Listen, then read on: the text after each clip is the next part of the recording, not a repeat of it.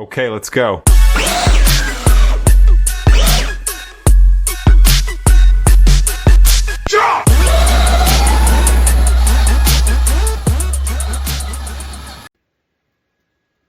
Hey, we had a special guest today. He already took off, but I wanted to go ahead and give you guys an update. So we had Adam Sanders stop by, and if this man gives you his word, you can bet your dollar he's going to pull through on it. He came up from Tennessee, brought us a nifty Lightning McQueen that we see here.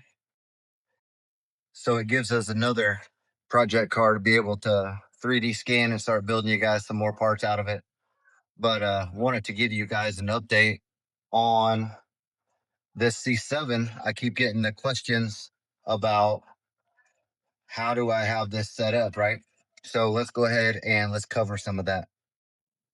So on the C7 here, we have got our 6S battery set up using our remote control. And what we did is we decided to run two different packs because we have this set up as a drag car. So up front here, we've got our ESC that runs to our remote. We plug our 2S in here, runs off of that, and that is what powers our ESC for our remote to wire up a signal, remote signal to that. So our 2S battery is hooked up to our ESC, and that allows us to use our remote control to send the signal all the way back to our solenoid, and then our solenoid sends its signal to the bus, which sends it to the motors. Now, the signal that is coming in is from the ESC. However, the power coming in is from our 6S batteries. So ESC back to the solenoid, 6S battery also comes back to the solenoid, but your main power off the solenoid back to your motors. Your ESC comes into these little wires here.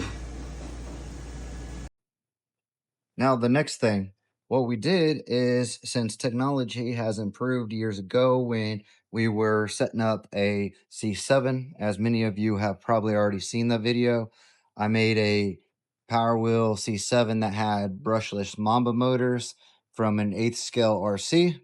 It was super fast.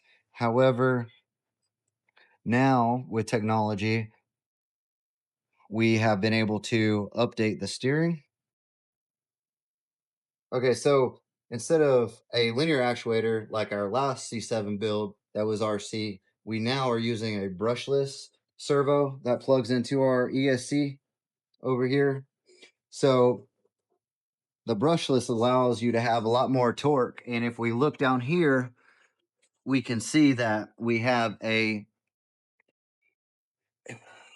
steering setup that's using one rod here directly off of the servo. So it's a very simple setup. However, the brushless servo is the key to this operation versus the linear actuators we used to use a while ago. And